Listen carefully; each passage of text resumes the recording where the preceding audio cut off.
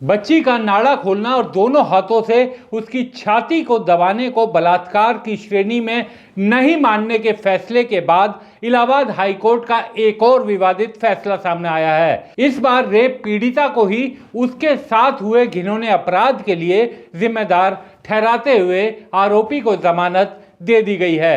नमस्कार, मैं हूं विक्रांत यादव और हम बात कर रहे हैं इलाहाबाद हाईकोर्ट के एक ताजा फैसले की। इस मामले में पीड़ित महिला एमए की छात्रा है। वो अपनी 3 महिला दोस्तों के साथ पिछले साल 27 सितंबर को क्लब गई थी। वहां 3 और परिचित लड़के मिल गए थे। सबने साथ शराब पी और लड़की को कुछ नशा हो गया था। लड़की के मुताबिक नशे के कारण वो एक लड़के के घर जाकर आराम करने के लिए तैयार हो गई। उन्होंने कैब बुक की और वो उसके साथ चली गई, लेकिन लड़का उसे नोएडा में अपने घर ले जाने की जगह गुरुग्राम के एक फ्लैट में ले गया और नशे की हालत में उसके साथ 2 बार बलात्कार किया। लड़की ने सुबह होश में आने के बाद अपनी दोस्तों को लोकेशन भेजी और फिर पुलिस में शिकायत की।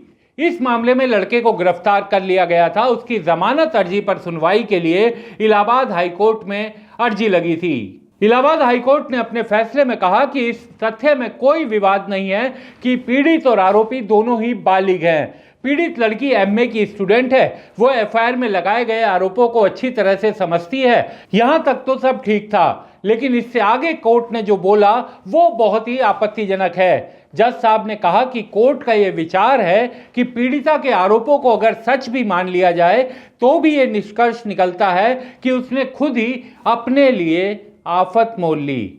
जी हां, जज साहब ने कहा कि लड़की ने खुद ही अपने लिए आफत मोल ली और वो भी इसके लिए जिम्मेदार है।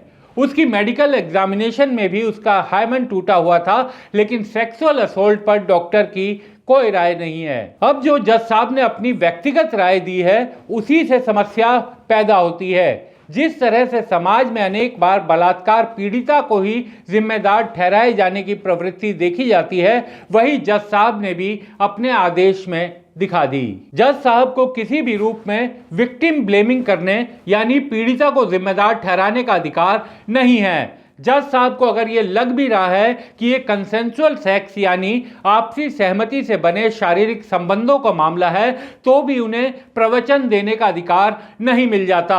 वो अधिक से अधिक ये कह सकते थे कि उन्हें ये कंसेंसुअल सेक्स का मामला लग रहा है, जो निचली अदालत में ट्रायल के दौरान साफ हो जाएगा, और ऐसा कहकर भी आरोपी को जमानत देने से उन्हें कोई नहीं रोक सकता था। सारी दिक्कत ही उन्हें अपनी राय को बताने, अपनी सोच को अदालती आदेश के जरिए सबके सामने रखने के कारण हुई है। ये कहना कि पीड़िता भी अपने साथ हुए अपराध के लिए जिम्मेदार है, कतई उचित नहीं कहा जा सकता। एक संवैधानिक पद पर बैठे जज के जरिए इस तरह की व्यक्तिगत राय देना कानूनी दृष्टि से भी सही नहीं है। एक और बात भी याद दिलाना बेहद जरूरी है। अगर इस लड़की की सहमति भी थी तो यह अदालती जिरह में ही साफ होगी। यह बात भी जज साहब को याद रखनी चाहिए कि लड़की उस वक्त शराब के नशे में थी और शराब के नशे में सहमति की कानून के सामने कोई वैल्यू नहीं है। ये ट्रायल के दौरान देखना होगा कि अगर सहमति थी तो क्या वो लड़की इस हालत में थी कि उस पर नशे का असर ना समझा जाए और उसकी सहमति को सहमति के दायरे में रखा जाए। सुप्रीम कोर्ट भी कई बार यह साफ कर चुका है कि जज का काम प्रवचन देना नहीं बल्कि फैसला देना है। वो अपनी व्यक्तिगत राय या सलाह को अपने फैसले का हिस्सा नहीं बना सकते। सुप्रीम कोर्ट ने कलकत्ता हाईकोर्ट के एक फैसले के खिलाफ सुनाए गए अपने आदेश में यह साफ किया था। उस फैसले में भी कलकत्ता हाईकोर्ट ने प्रवचन देते हुए किशोर बच्चियों को सलाह दी थी कि अपने शरीर को बचाना उनकी अपनी ड्यूटी है, जिस पर देश में मचे बवाल के बाद सुप्रीम कोर्ट ने संज्ञान लिया था और अपने आदेश में कहा था कि किसी भी मामले में जज का काम सिर्फ तथ्यों पर आधार पर फैसला देना है, अपनी राय या प्रवचन देना नहीं। तो जज जैसे बड़े संवैधानिक पद पर बैठे हुए माइलॉर्ड्स को यह हमेशा ध्यान रखना चाहिए कि उनका काम प्रवचन देना नहीं है। उसके लिए वैसे ही समाज में बाबा लोगों की भरमार है। आपका काम केवल और केवल तथ्यों के आधार पर फैसला सुनाना है। तो इस खबर में बस इतना ही। इस तरह की खबर और जानकारियां पाने के लिए स्वतंत्र के साथ जुड़े रहिए। आपका बहुत बहुत शुक्रिया।